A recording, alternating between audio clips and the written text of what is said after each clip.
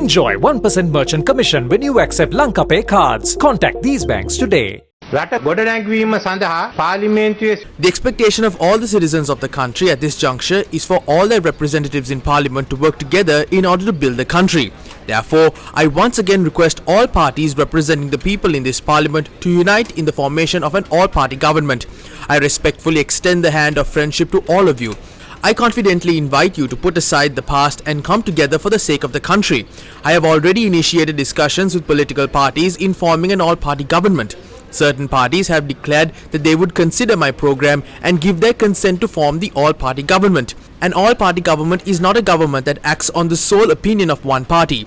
It is a government that comprises of the views of all parties within a common policy framework and implemented after decisions are made. I wish to reiterate to this House the importance of an all-party government in order to resolve this crisis and establish stability in an expeditious manner. The President emphasized that he will establish a body that works to protect the legal right to peaceful protest.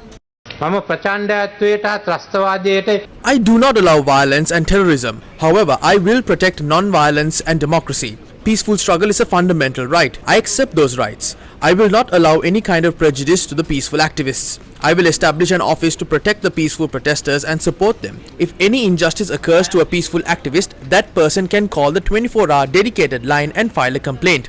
A committee headed by a retired judge will examine the complaint and take the necessary measures accordingly. If there are individuals who have participated in such illegal activities, either unknowingly or due to the influence of others, a plan will be made to act sympathetically towards them. However, if there are any individuals who intentionally violate the law and engage in violent and terrorist acts, legal action will be taken against them. I will not allow anyone to act outside the law. The law will be applied equally to the people who attacked the peaceful protesters on the 9th of May and those who are engaging in violence and terrorism under the guise of the struggle. A number of major Buddhist and Hindu religious festivals are held in the month of August. These festivals are one of the reasons for the increasing number of tourist arrivals in the country. Although some groups are trying to disrupt these festivals by creating a turbulent background in the country, the security forces are keeping an eye on such behaviors. I request everyone not to fall into such traps that contribute to destroying the future of the country. Currently, places have been allocated by the Colombo and Kandy municipal councils for peaceful protests. Municipal councils are also acting in order to provide the necessary facilities for the activists who are protesting in those areas. So I kindly request the people not to stay in unauthorized places anymore.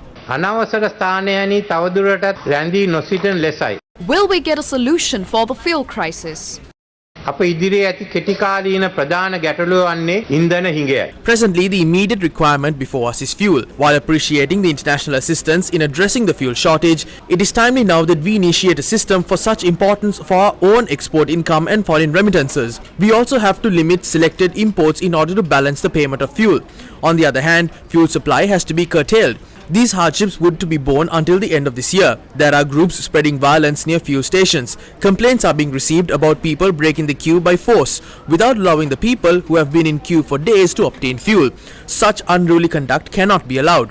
I have directed the Inspector General of Police to strictly enforce the law against people who interfere with queues. The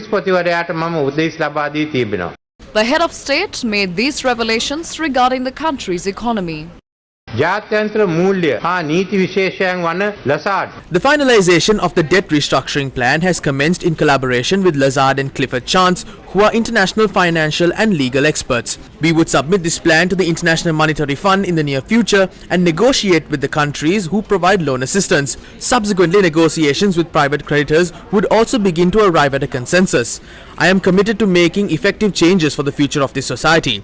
The foundation is being prepared to rekindle the middle class. Benefits are distributed fairly to the entire society through a social market economy. I am taking measures to establish a social justice commission for this purpose. 4 to 5 decades ago, there was an economic concept of state enterprise. However, it is now widely accepted that this concept is ineffective. Even former socialist countries now encourage private enterprises. If our country continues to nurture state-owned loss-making enterprises, the country will take a further downturn. Therefore, we have made a policy decision to get rid of such enterprises. The strategic geographical location of our country is extremely important. We should make best use of this favorable position. Bear this in mind, our future cooperative laws and policies should be formulated. A country cannot be sustained by taking loans. Therefore, I am joining with you honorable MPs in compiling rules and regulations and policies that will allow our country to get maximum benefit from the Indian Ocean-centric new economic power. I urge all parties to get rid of traditional thinking in striving to build the Sri Lankan nation. Some groups stand idle while taking commercial loans at high interest rates and oppose investments that are beneficial to the country. The enormous loss caused to our country due to the opposition to foreign investments because of hearsay without checking cannot be qualified. When we tried to develop the oil tank complex in Trincomalee together with India, it was stated that Sri Lanka would be a sellout to India and this development project was halted.